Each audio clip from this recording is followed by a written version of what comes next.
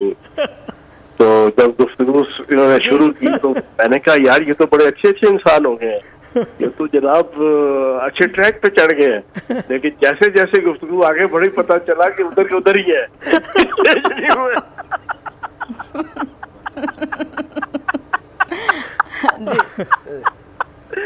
लेकिन बहरहाल जी जी चौहान साहब, सूरत हाल ये है कि अल्लाह पाक के फजल करम से नबी पाक के सदके पाकिस्तान की सरबलंदी का झंडा लेके पाकिस्तान के हीरो इमरान खान की क़यादत में लाखों लोग लाहौर के अंदर जमा होकर पाकिस्तान की बका की जंग लड़ने अपने घरों से निकले हैं।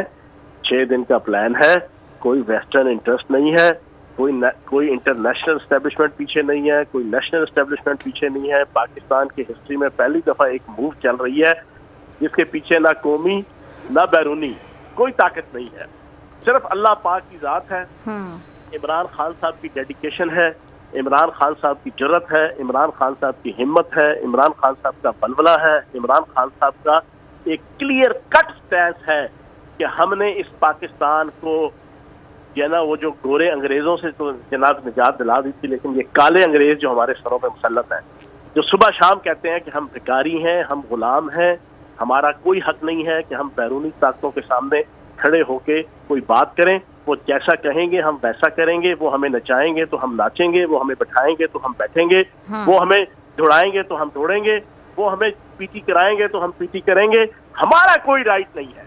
उनके खिलाफ ये मार्च कि जिन्होंने पाकिस्तान की आवाम का जीना भी दो भर कर दिया और मरना भी दो भर कर दिया। पहले तो सिर्फ जीना दो भर होता था ना, अब पाकिस्तान की आवाम का 44% महंगाई करके मरना भी जो है वो जनाब 2 बार कर दिया है। और पहले सिर्फ गरीब और मिडिल क्लास पिसती थी, अब तो रिच क्लास का भी जो है वो किचन और घर चलने जाना दुश्वार हो गए हैं। उनसे निजात दिलाने के लिए ये हकीकी आज़ादी मार्च निकला है और इंशाल्लाह कामयाब व कामरान होगा। अच्छा चौहान साहब, खुदा ना ख्वास्ता अगर कोई इंतशार फैलता है, जैसे कि खान साहब ने भी कहा कि हमारे लोग तो पुरअमन ही हैं, लेकिन हुकूमत की जानिब से इंतशार हो सकता है, या इस्लामाबाद में पूरी तैयारी करके बैठे हैं, वज़ीर दाखिला भी बार बार आके वार्न कर रहे हैं कि हालात ख़राब हो सकते हैं, तो उसकी फिर जिम्मेदारी किस पर आयद होगी? अल्लाह ना करे ऐसा हो, अल्लाह ना करे ऐसा हो। मैं आपको कहता हूँ, कल वो फैसल वाडा जाना की तरह का एटम सॉन्ग इन्होंने पेश किया इम्पोर्टेड हुकूमत ने, और आज एक दूसरा एटम सॉन्ग आ गया खुरम लुगारी। ये पिछले 7 महीने से जो मुख्तलिफ किस्म के एटम सॉन्ग पेश करती है ना ये इम्पोर्टेड हुकूमत, ये अगले 6 दिनों में और भी डेली ज्यादा कई एटम सॉन्ग्स पेश करेगी। अब उसने आगे कहा खुरम का तो ज़मीर जा गया ना शायद, सुने ना, ओ जी यहाँ पे लाशें बैज बिखर जाएंगे। What the hell is this यार। हम एक पुरअमन तहरीक लेके निकले हैं, हम एक पुरअमन सोच लेके निकले हैं।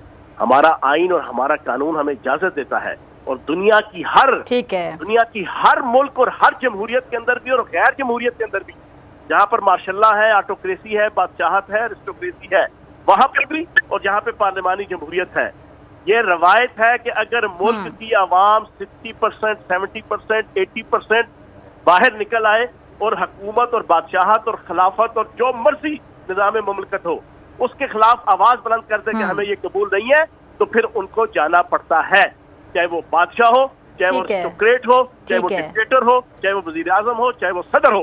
तो जनाब आवाम जनाब वो पिस गई है, आवाम लको हो गई।